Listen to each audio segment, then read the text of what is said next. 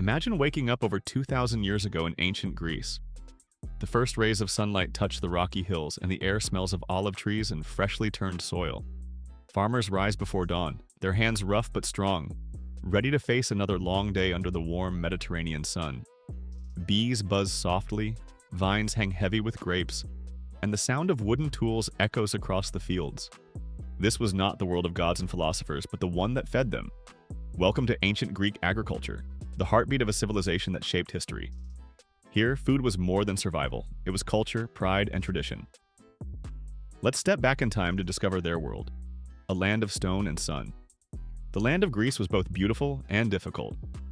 With its rocky hills, steep mountains, and only small patches of fertile soil, farming was never easy. Only about 20% of the land could grow crops. Rain was scarce in summer, and winters were mild but unpredictable. Yet somehow, Greek farmers managed to feed thriving cities like Athens, Corinth, and Sparta. Instead of giving up, they adapted. Farmers carved terraces into hillsides to stop soil from washing away during rainstorms. These terraces looked like giant steps carved into mountains, each step holding olive trees, grapevines, or small plots of grain. They rotated crops carefully. One year barley, another year beans or peas, letting the soil rest and recover naturally. Without modern fertilizers, they used animal manure and composted waste to keep the earth healthy. Most Greek farms were small family plots, often between 5 and 20 hectares. Land was precious, and laws made sure it stayed in the family. When a father died, his sons divided the land equally, which kept property local but also limited how wealthy any one farmer could become. Big estates existed only in a few places like Sparta or Thessaly, where rich landowners had slaves and herds. Every task depended on the seasons. Autumn was for plowing and sowing grains. Winter meant caring for animals and maintaining tools. Spring brought pruning, weeding, and the promise of growth. Summer was the hardest, harvest time for barley, grapes, and later olives.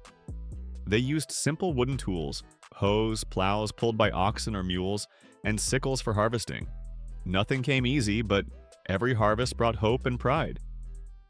The power of three. When you think of Greek food, 3 ingredients stand tall: grain, grapes, and olives. Historians call them the Mediterranean triad, and together, they shaped the Greek way of life. Grains, mostly wheat and barley, were the foundation.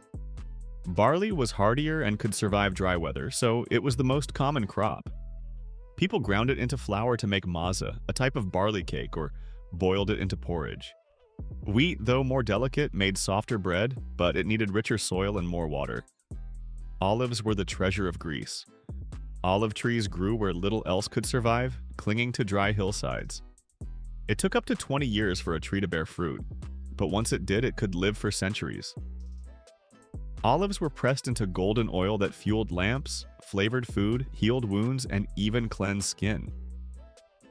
Farmers picked olives in late autumn, crushed them in stone mills, and pressed the paste to release the precious liquid. It wasn't just food, it was wealth. Grapes brought joy and celebration. Grown in rocky, sun-soaked soil, they turned into wine, which was safer to drink than water and a centerpiece of every feast. The Greeks never drank wine pure. They mixed it with water, believing only barbarians drank it straight. Fruits, vegetables, and herbs. Beyond the big three, Greek farms and gardens were full of life. Figs were prized for their sweetness, often dried for winter. Apples, pears, pomegranates, and plums grew in small orchards. Onions and garlic flavored almost every dish, both for taste and for their believed healing powers. Vegetables like cucumbers, lettuce, and leeks grew in kitchen gardens near homes. Legumes such as lentils, chickpeas, and beans were vital. They were cheap, filling, and rich in protein. And then came the herbs, the soul of Greek cooking. Thyme, oregano, mint, dill, and rosemary grew wild across hills and fields, used not only for flavor but also for medicine. Honey from Attica's bees was the main sweetener. Sugar didn't exist yet. Greek honey cakes and fruit and honey syrup were favorite treats at festivals. Animals on the land. Though crops dominated, animals played an important role too. The rough Greek terrain wasn't ideal for cattle, so farmers preferred goats and sheep. These hardy animals thrived on rocky hills, providing milk for cheese, wool for clothing, and meat for special occasions. Goat and sheep milk were turned into soft cheeses, the ancient ancestors of today's feta. Pigs were also popular, feeding on farm scraps and producing rich meat that families often preserved in salt. Chickens, ducks, and geese supplied eggs and occasional meat. Oxen were the real powerhouses, pulling plows during planting season. Donkeys and mules carried goods across steep paths. Horses were rare and expensive, symbols of wealth, seen mostly among noblemen and warriors. Daily life at the table. Have you ever wondered what a normal day's meal looked like in ancient Greece? Forget fancy banquets. Most people ate humble, homemade food that was fresh, healthy, and seasonal. Breakfast, or akritisma, was small but energizing. A piece of barley bread dipped in wine, maybe with olives or figs. Lunch was light, often bread, cheese, or leftover vegetables. The main meal came in the evening, deipnon, when families gathered after a long day in the fields.